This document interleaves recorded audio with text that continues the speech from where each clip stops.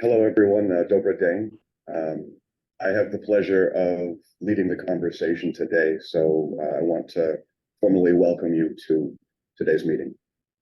Добрий день. Сьогодні нашу дискусію, тобто нашу розмову поведе Джо, і він дуже цьому радий і дуже радий вас всіх бачити.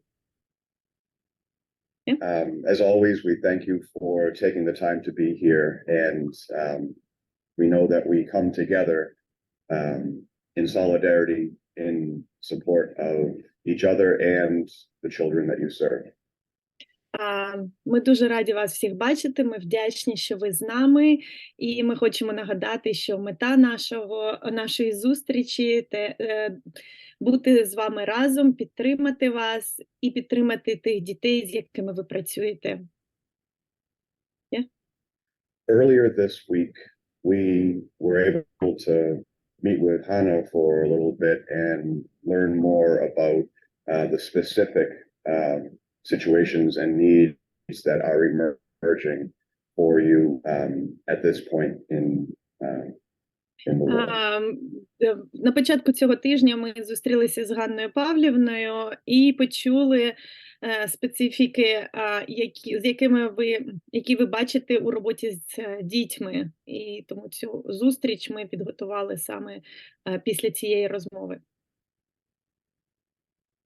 Some of the things that stood out to us were stories of the children not speaking or withdrawing or not engaging with adults or other kids around them.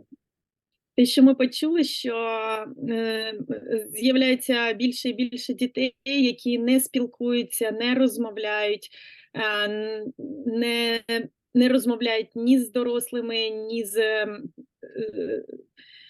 з дітьми свого віку і не хочуть спілкуватися, тобто не йдуть на зв'язок під час війни. І ми розуміємо, як важко вам вчити дітей, підтримувати їх, лікувати дітей і при цьому жити у війні, жити в тих обставинах, в яких ви живете зараз. Yes. Now, clearly we cannot address everything in a one-hour meeting. So we are going to start with a small piece today. Ми розуміємо, що ми не можемо покрити все, ми не можемо розказати про все, але ми почнемо з маленьких таких частинок сьогодні. Yes? Recently, Trish has talked with us about brain health, and we want to build on these ideas, starting specific and then over time putting pieces together to more broadly support your ability to serve the children. Останні декілька тижнів Тріш розмовляла про розвиток мозку і про підтримку мозку. І на основі цих знань ми будемо будувати наші наступні лекції потихеньку, тобто крок за кроком, щоб було все зрозуміло. Yes? And what stood out to me as we were talking is an entryway into reconnecting with the children who have become disconnected. Що я запам'ятав більше всього, це важливість, як почати спілкуватися з дітьми, які вже перестали спілкуватися, перестали контактувати. Тобто, як почати, як саме розпочати ці зв'язки знову, відновити їх. Yes. And so today, I would like to introduce into this conversation a discussion of the therapeutic utilization of storytelling. І сьогодні ми будемо розмовляти про терапевтичне вживання історій. розмови історії, саме історії як терапії, які ви зможете вживати в будь-який час при викладанні своїх предметів. Yes? Now, some of this information will be familiar to you already, and that is good. The repetition of familiar things is an important part of creating a shared understanding. Якщо ви будете чути щось, те, що ви вже знаєте, це дуже добре, тому що це допоможе вам зрозуміти все інше, чим ми поділимося. Тобто ми будемо розуміти одне одного краще, якщо ми будемо будувати нові знання на базі тих знань, які ви вже маєте. Yes. So, the reason that we focus on storytelling is because it is a universal tool that everyone has access to. Чому ми хочемо розмовляти про вживання історії? Тому що це те, що може бути вжити скрізь, в будь-якому куточку планеті, в будь-який час. We make sense of the world through constructing stories in our own minds, and we communicate important things in life by telling stories to others. Ми будуємо познання, ми познаємо наш світ і світ навколо нас тим, що ми розказуємо історії, тобто допомагаємо собі зрозуміти світ навколо нас через розповідання історій нам самим собі. І потім ми розмовляємо з іншими і теж розмовляємо, якби доносячи їм свої історії і і коли чуємо їх. Yes. And shared stories are an important aspect of community and culture. And we know that those are some of the things under attack right now.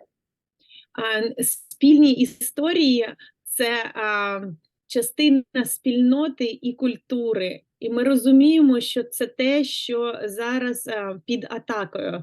Це те, що під час війни атакується і може якби бути втраченим. І тому це дуже важливо – мати спільні історії і розуміння. Yes. So storytelling can also be an act of defiance, of strength and rebellion. Тобто розповідання історії може бути також таким актом сили, повстання, відчуття свого внутрішнього такого сили. Yeah. From a trauma orientation, resilience can be defined as making meaning out of the difficult events in our lives. And we make meaning through stories. З точки зору, якщо ми розмовляємо про травму, розповідання історії і формування саме от такої, як резинки, resilience, упругості, може і розповідання може формувати розуміння життя, розуміння, що і чому відбувається саме це саме з нами у цей час.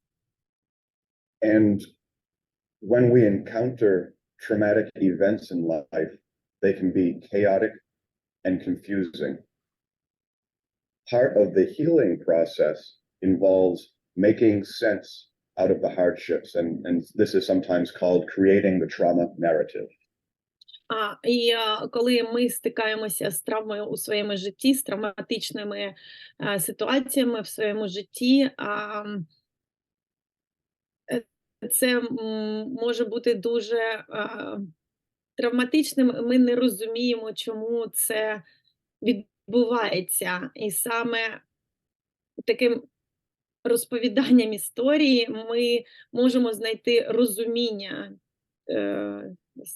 розуміння, чому і як з цим діяти. In the United States, as one example of the importance of trauma narrative, in the United States, researchers were surprised to find a very small number of people in New York City ended up with PTSD diagnoses after witnessing the terrorist attacks on September 11th, 2001. У Сполучених Штатах Америки психологи і психотерапевти були дуже здивовані, коли вони зрозуміли, що от PTSD, мені здається, це ПТЦР у вас, якби післятравмоване діагноз цей. Тобто дуже мало людей, які мали цей діагноз. Вони після 11 вересня 2001 року.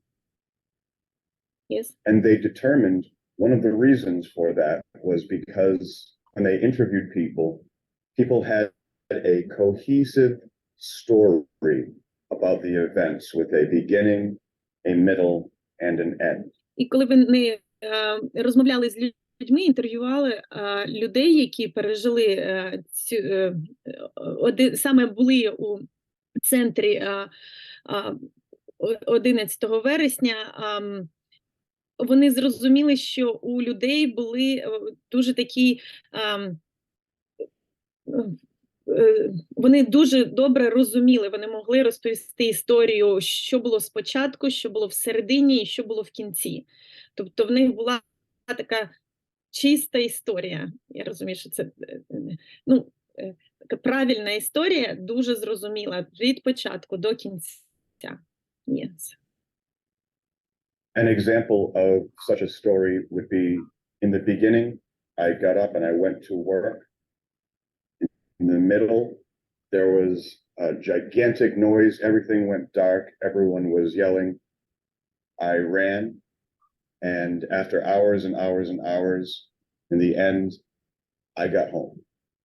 Тобто, приклад такої історії буде, що я зранку прокинувся, пішов на роботу, потім в середині дня я почув дуже сильний звук, і я почав бігти. Я біг години, я біг, і я прибіг додому. Тобто від початку до кінця все, що відбувалося, людина пам'ятала.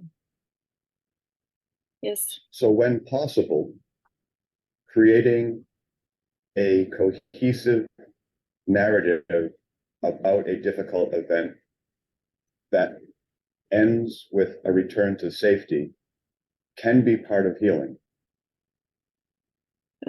Тобто, розповідання і коли ми маємо дуже таку чисту історію, зрозумілу історію від початку до кінця, і що де в кінці ми в безпеці, ми відчуваємо себе безпечно, це дуже-дуже терапевтично і дуже-дуже важливо мати саме таку історію. Що відбулося і як я очутився тут, у безпеці. Yes. Yes. Now we know that we cannot bring the story of the children that you are working with to a full happy ending today, unfortunately. Ми розуміємо, що дуже важко зробити історію для дітей, з якими ви працюєте, з щасливим кінцем саме зараз. На жаль.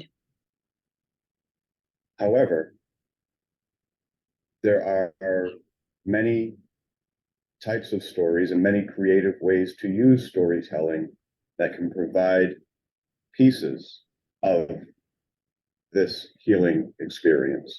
Але є такі кусочки, тобто ми можемо зробити маленькі частинки таких історій, які будуть лікувати, будуть мати лікуючий ефект, якщо ми розділимо на маленькі історії.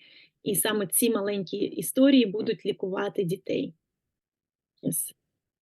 For example, in therapy, when something is too difficult to talk about directly, sometimes it's helpful to talk about it indirectly using metaphors. Наприклад, якщо в терапії ми вживаємо, якщо дуже важко розмовляти про що саме напряму, ми можемо розповідати про це не напряму, обходячи саме ту тему, про яку нам важко говорити.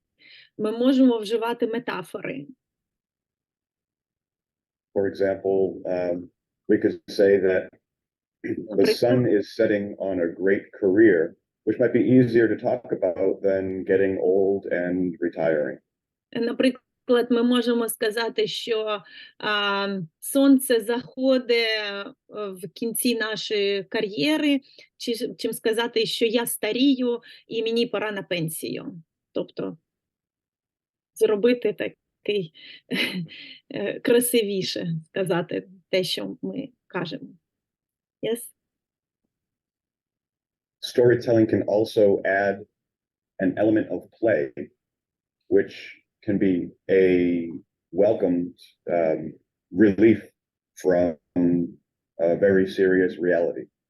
А також, коли ви розповідаєте історію, саме з дітьми розповідаєте історію, важливий момент гри, який може бути таким зняттям стресу, зняттям тієї реальності, в якій діти знаходяться зараз. Yes. So as you know, there are many different types of stories that we can tap into. Дуже багато є історій, які ми можемо розповідати, які ми можемо, тобто їх видів дуже багато. Yes. There are true stories that are amazing and inspiring. Правдиві історії, які вдохновляють, які такі дуже чудові. And surely right now, everyone here can think of at least one true story that is amazing or inspiring for you. І ми впевнені, що кожен з вас може нагадати історію зараз, яка правдива, і яка в той самий час вдохновляє і являється дуже чудовою. Yeah. And there are also fictional stories that are important too. Fairy tales, myths, legends. А також є історії видумані, історії, які легенди, міфи, казки, вони теж дуже можуть бути вживатися. And maybe you can think of a story that you learned as a child that has been special for you. Може, ви можете нагадати якусь історію, яку ви пам'ятаєте ще з дитинства, і яка для вас дуже дорога і зараз. And if you take a second and think about that story, think about why that's important, or a story that perhaps you've told children, like a fairy tale, why that's important. От зараз на хвилинку подумайте про історію свого дитинства. Якусь історію, яку ви дуже добре пам'ятаєте, і подумайте, саме чому вона для вас дорога. Що в ній є такого, що для вас досі дорого. Some of the reasons. А також подумайте, про історію, яку ми розповідаємо дітям, яку ви розповідаєте дітям, що ви розповідаєте дітям, і чому саме ви кажете саме це дітям, саме цю історію ви розповідаєте. Тобто тут історія не тільки все, що ми кажемо, це теж історія. Тобто наш діалог зараз це теж, чи монолог, але це теж історія, яку ми розповідаємо вам. Yes. And some of the reasons that I think of about why these types of stories are important is that they can be comforting. they can have cultural meaning, and they can teach lessons. І я вважаю, що саме історії розповідаються, коли вони нам допомагають відчувати себе комфортно, коли в них є значення і культурне значення, і також вони вчать якимсь урокам, тобто вони чомусь вчать. Кожна історія, яку ми розповідаємо дітям. And we have all kinds of ways of communicating stories in addition to talking and writing. Of course, there's video, film, theater. І є дуже різні способи розповідати наші історії. Не тільки розмовляти і писати, це дуже важливо, але також робити це як маленький, як театр, маленький чи великий, знімати відео з дітьми, тобто вживати історію в будь-якому виді, співати пісні історіями через історію. I don't know if the English translates well to Ukrainian, but I know many fairy tales in my language end with the sentence, and they lived happily ever after. Is that translated okay? Yes. There is a... Okay.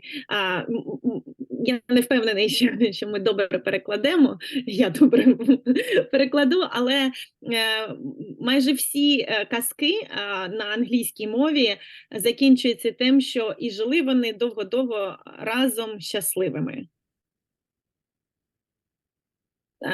Який кінець на українській? Just give me a second, I will ask.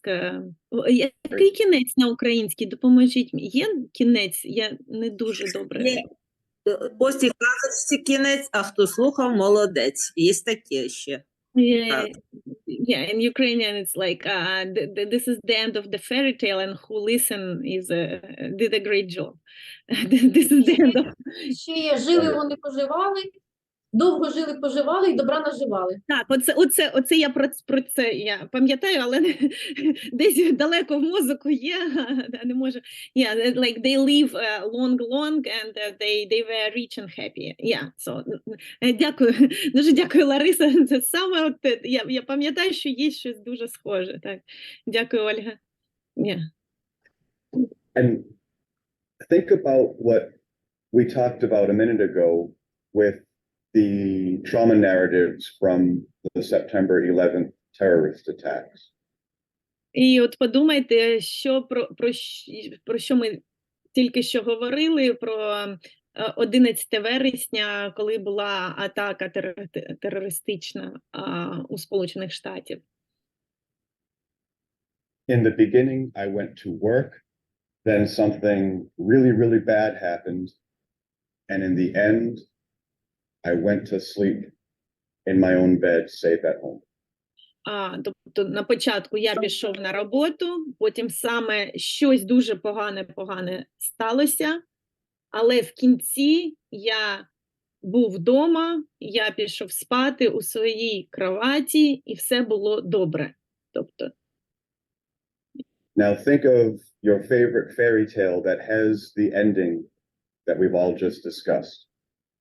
Подумайте про свою улюблену казку, де от саме такий кінець, що жили-були, поживали, добра наживали, де от такий саме кінець.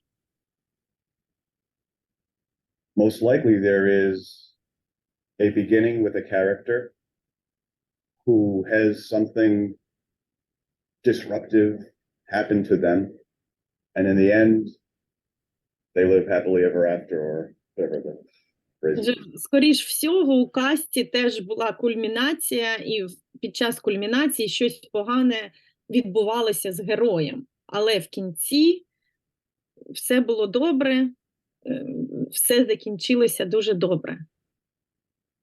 Yes. And oftentimes we tell children these stories as bedtime stories before they're preparing to end their own day. І часто ми розповідаємо ці історії в кінці дня, коли діти йдуть спати.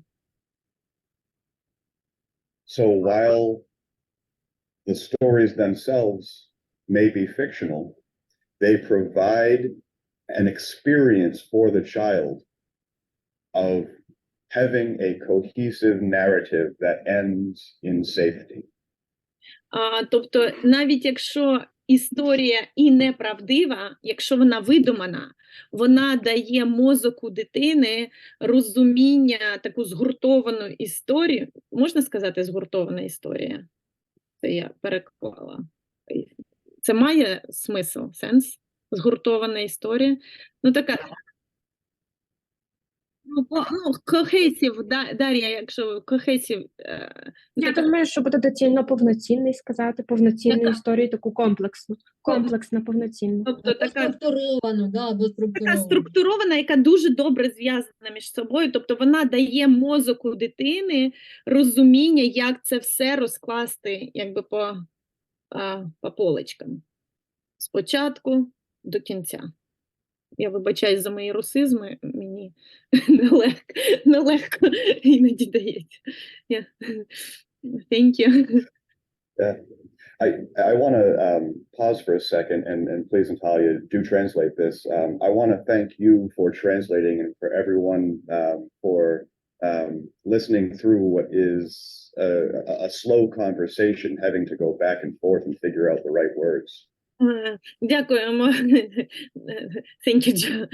Джо каже, що він вдячний вам за те, що ви нас слухаєте, і що ми розуміємо, що наша іде не дуже швидко, і може я не завжди знаходжу правильні слова, але ми дуже вам вдячні, що ви слухаєте. Тобто головне те, що ви чуєте, і ми сподіваємося, що ви чуєте саме те, що ми хочемо донести до вас в нашій спільноті, будучи разом зараз в цей час. Thank you, John. Absolutely, thank you. A question for the group. Has anyone seen the movie, the Italian movie Life is Beautiful? Чи хтось бачив італійське кіно «Життя прекрасне»? I see Sal has. Yes. Сальвадор бачив, я теж його не бачила. Yeah, I guess it's... Yeah. It's a movie that won a lot of awards, including an Oscar in the United States. And it has, I know it's been at least translated into English. I don't know other languages. Воно було перекладене, фільм був перекладений на англійську мову і отримав Оскара. It's a fictional story, but a very powerful one to watch. Дуже сильна, видумана історія, але дуже сильна. Тобто, якщо вона є, ми рекомендуємо вам її подивитися. The story focuses on a father and his young son who are taken to a Nazi concentration camp in World War II. Тобто це під час Другої світової війни батько і його син, які були взяті у концтабор. Yes? And the father creates a story for his young son and convinces his son that the entire experience of being in the concentration camp is a game, and the people who play the game best will win a very special prize. І батько убедив свого сина в тому, що все, що відбувається у цьому лагері, у концтабору, це гра. І що ті, хто грають дуже добре, дуже розуміють, як грати розуміють правила і розуміють, як грати в цю гру, вони отримують дуже такий чудовий приз в кінці. And there are actually some very funny parts of this movie too. І там навіть є дуже смішні моменти у цьому фільмі, незважаючи, що це про концтабор.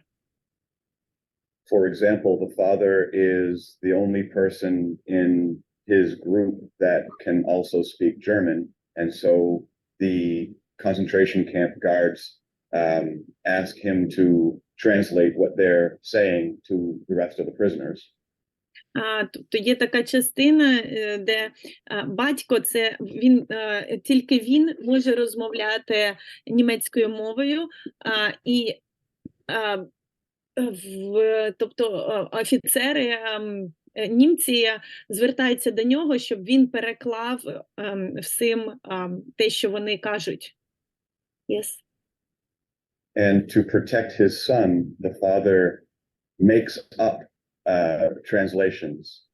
І щоб зберегти свого сина, батько придумає переклад. Він не перекладає слово в слово.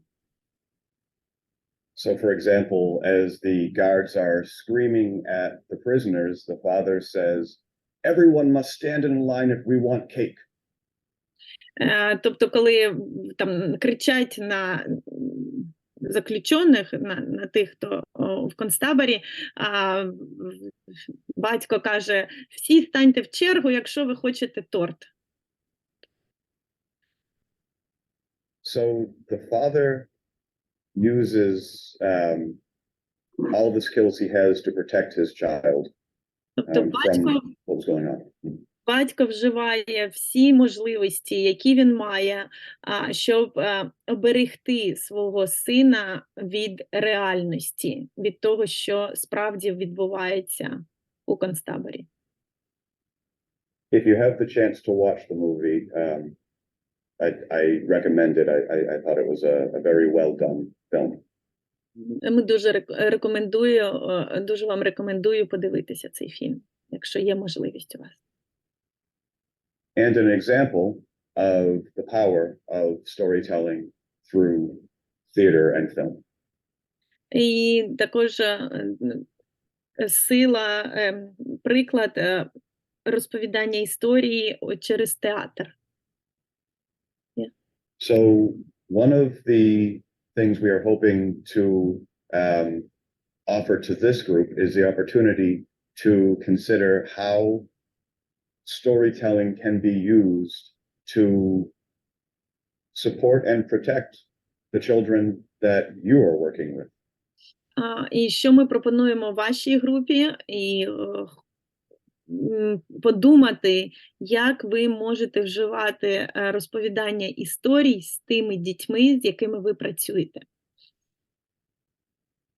And the first way to do that is to begin practicing some of the elements of story creation together. І, по-перше, з чого треба починати, це практикувати створювати історію разом. Створювати історії разом з дітьми починати. Yes. So I'm going to ask that we take 5 minutes to create a simple fairy tale story following instructions that I will give. Хочу взяти 5 хвилин зараз, щоб створити історію спільно, всі разом. Спочатку до кінця, і Джо нам дасть кроки покроково. Everyone can take 5 minutes on your own to create a simple story that includes 4 things. Тобто, будь ласка, кожен з вас візьміть от зараз 5 хвилин і створіть історію, напишіть історію, яка буде включати в себе 4 частини. An animal, a place, a problem, and a solution. What is the first one? Animal. Тварина. Yeah, okay. You did great job. Okay. Тварина, місце, проблеми і вирішення цієї проблеми. Це в чаті, тобто є якась тварина, є місце, Є проблема і є вирішення цієї проблеми.